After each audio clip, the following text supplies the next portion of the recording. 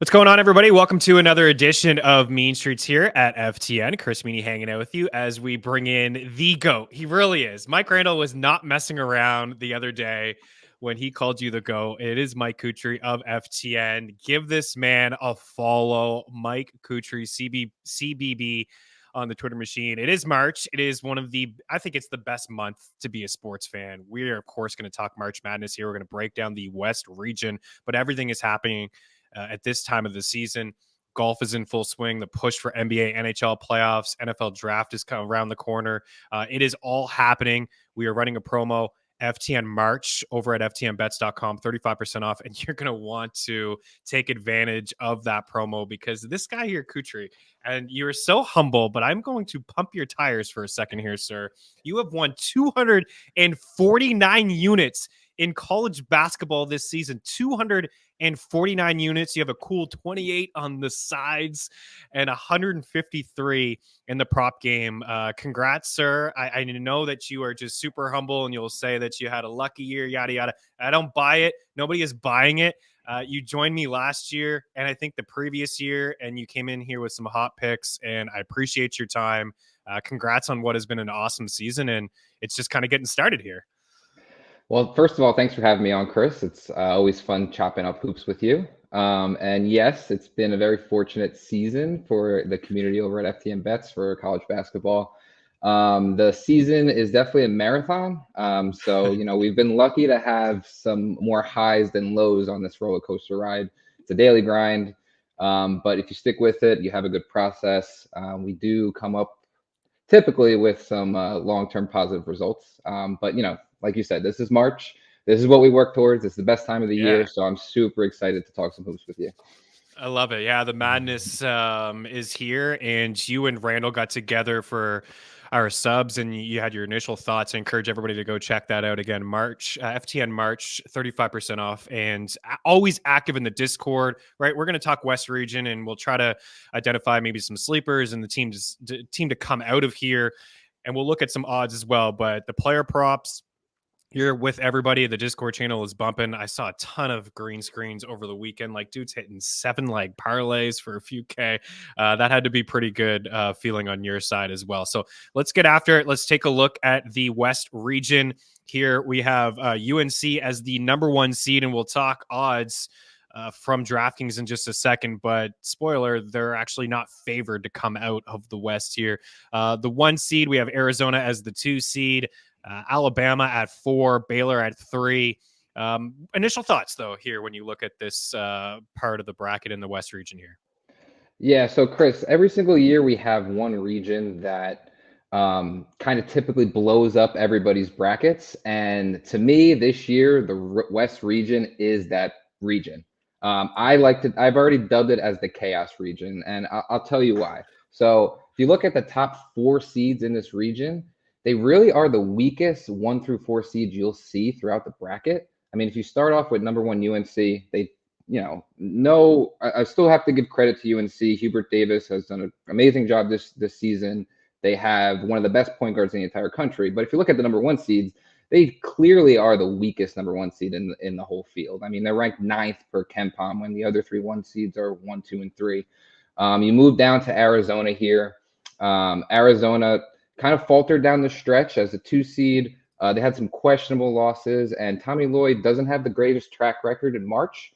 So they also are a pretty weak 2 seed, in my opinion. And then you look at Bama and Baylor at the 3 and 4 seeds, and both of them have serious red flags in their body of work and their style, where they both are very 3-point reliant, and they both have pretty weak defenses. Baylor ranks 64th nationally per KenPom in defensive efficiency, and Bama ranks all the way down in 112th. So I think there's some things that can happen to these 1 through 4 seeds early rather than later, and we can see some upsets. And another thing about this region, Chris, is that the lower seeds, a lot of them are pretty strong. You look at 8 and 9. So you look at Mississippi State. This team in Mississippi State really reminds me of those Arkansas Eric Musselman teams of the last few years that are built on the top 20 defense, and they have a bona fide shot maker in freshman Josh Hubbard that can really make some shots in a close game down the stretch and carry a team. And you have a number 9 seed in Michigan State, which was a preseason top 5 team. And their coach John Rothstein replaces March when he talks with Izzo's name. So you have a coach that just proven that wins in March. And UNC, the weakest one seed, has a potential second round matchup with those two teams. That's super scary. They'll only be like maybe a 2 or 3 point favorite in the second round against either one of those teams. And then the most fun matchup to me in the first round is that 6-11 Clemson, New Mexico, which both of those teams are super, super dangerous lower seeds. You have Clemson, who is defensive-minded team, has one of the best and most versatile big men in the entire country in PJ Hall. And then you have an 11 seed in New Mexico who's playing their best basketball this season, has one of the best backcourts in the country with a three-headed monster. And, everybody loves guards in March. That's a team that can really make some noise and have some upsets in this region. Well, I was just going to ask you that, right? I mean, is that one of KenPom is one thing and looking at offensive and defensive efficiency of certain teams, and you check some boxes there, but it really is about guard play, right? At this time of the season, and that team, New Mexico, checks a box for you. And listening to you and Mike talk about that matchup, you may have been on different sides, but you both came away with the same process. Like whoever finds a way to win that matchup could legitimately go on a run. Is that like? Are they the sleeper team for you then, New Mexico? And then maybe even if it's Clemson that gets by, like they are a team that could potentially go on a run? Yeah, I do think that's going to be a really close game. And I had a very similar thought last season with that FIU Memphis matchup in round one. And, I was on the Memphis side when Mike was on the FAU side. He was right last year. We kind of have down to like the last shot, though. It was like a coin flip game, right? Exactly. And I have a very similar feeling about this 6-11 matchup here, where I think whoever wins this game is very live to at least make the Elite Eight and maybe even a Final Four in this region of chaos. To me, I know Mike's on the Clemson side, but for me, it's really hard to win single elimination games without really good guard play. You're going to have some close games, and you need some guards to make plays down the stretch in order to get over that hump. In my opinion, New Mexico has a stronger backcourt, and that's why I'm siding with them. All right, so we take a look here at the bracket. UNC with a potential matchup, Mississippi State and Michigan State. So maybe potentially they get bounced early. And again, I alluded to the odds. They're not even the favorite here to come out of the West. And then Arizona potentially maybe bounced like in round 3 or something like that. We've got Dayton and Nevada. Do you have a strong feeling at all between like that, maybe the Dayton Nevada game, or we'll just stay at that one? Do you have a strong feeling between either of those two teams? So I think it's going to be a really close game. Both teams profile very similarly, where they both shoot a lot of threes and are both more defensive minded. What it's going to come down to is Dayton has a bona fide superstar underneath with Dayron Holmes, who they entirely run their offense through, where Nevada is more backcourt oriented. They run a lot of their offense through a bigger point guard in Cannon Blackshear, who can really make plays in the backcourt. And kind of going similar theme to what I had in the New Mexico Clemson matchup, if I'm going to pick between those two teams that are very, very close, I'm going to side with the better backcourt and what could be a really close game. So I'm going to go with Nevada. Can either of them upset Arizona, or do you feel like maybe it's just Clemson or New Mexico is the team that potentially knocks off Arizona? Well, Chris, it is March, so anything can happen. So those teams definitely, if they're shooting hot, can knock off Arizona, who, like I said before, Tommy Lloyd doesn't have the greatest track record. Sometimes they look a little lost defensively. Do I see it happening? Most likely not, but it could. But I'm really looking at that Clemson-New Mexico matchup, and I think that's the team who makes the most noise in this region.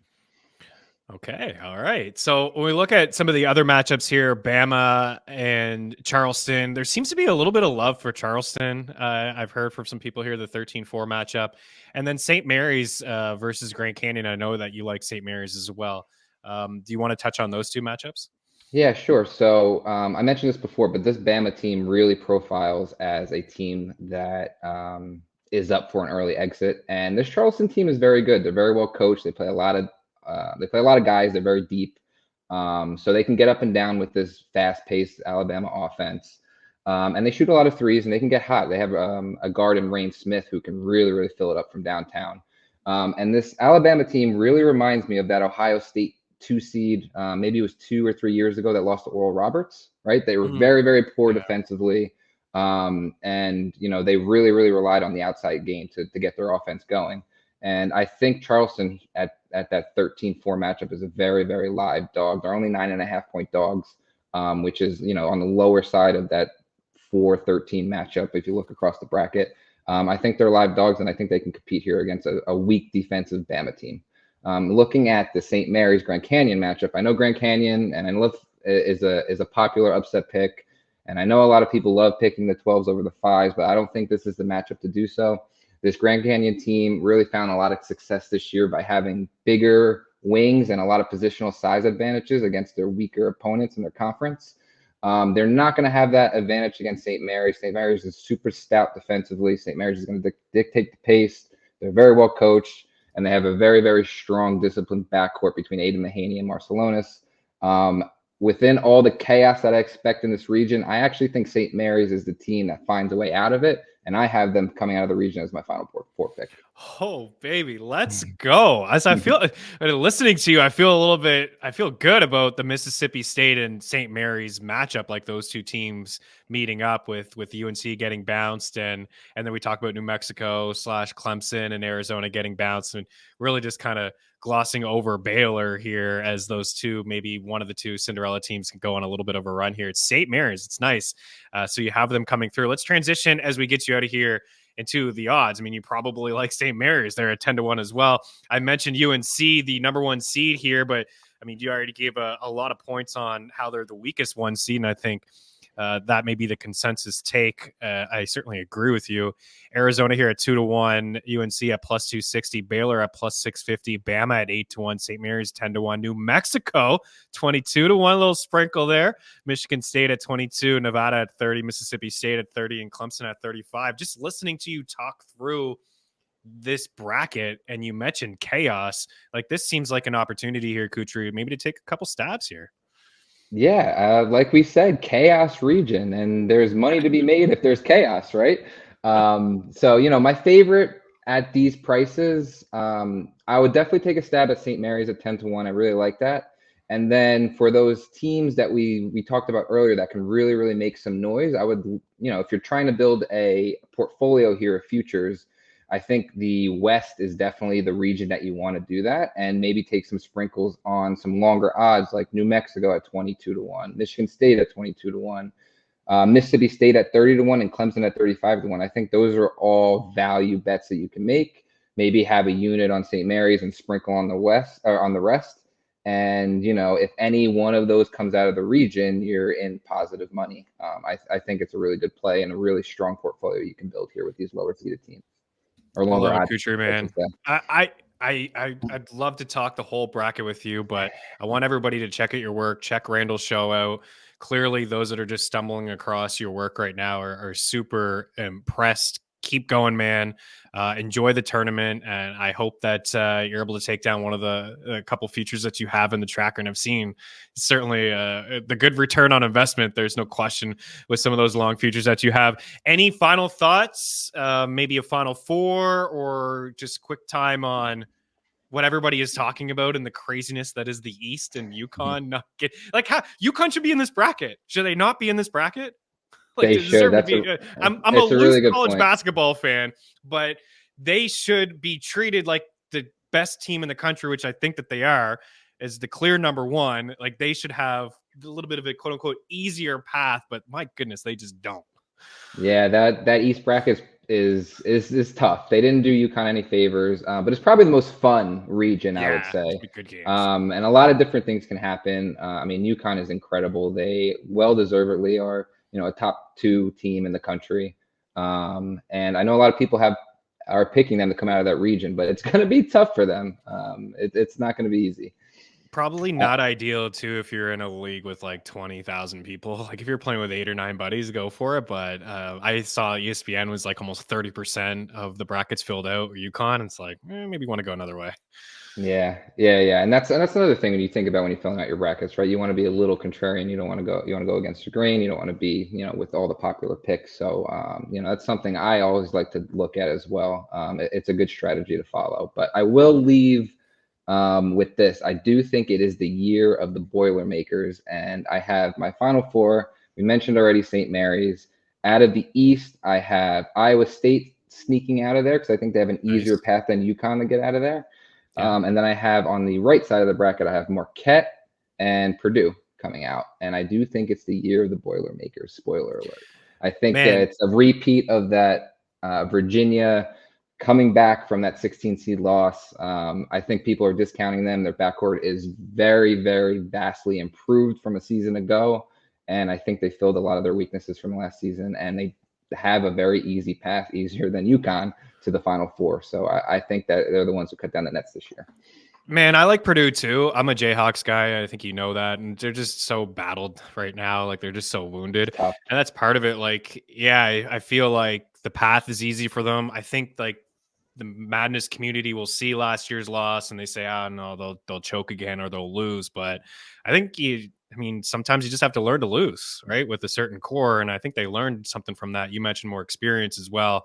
I'm with you. I do like them. Is Marquette absolutely legit, or is it part of the path as well? Is pretty decent for them? No, they are legit. They have the best point guard in the country. We're really hoping that he's been injured, right? So he hasn't played in half a month. But they've been playing really well with him without him, and especially defensively, they look like they're peaking defensively at the right time. They held UConn, pretty closely and had a great defensive game plan against them for 30 minutes of that game in the Big East tournament championship. So I'm all in on Marquette as well. I would probably have them in the finals if they weren't on the same side as Purdue. Fair enough. I think it's very telling that they have played well without their star. You know what I mean? Like they've been able to weather that storm, play good defense, and then getting him back and playing, whether he's not even at 100%, is a clear boost there. Cutri, again, I love it, man. Give Mike a follow, Mike Cutri, CUTRICBB on the Twitter machine, and I was not lying at the start of the show. 249 units, 28 on sides, 153 on props. Enjoy the madness, dude. I'm sure we'll chop it up again. Maybe we get a little bit deeper into the tournament. I'll bug you again, twist your arm to come back on Mean Streets. Good luck to everybody out there here on the West region, and check out the other regions here at FTN. We'll talk to you guys soon. Cheers.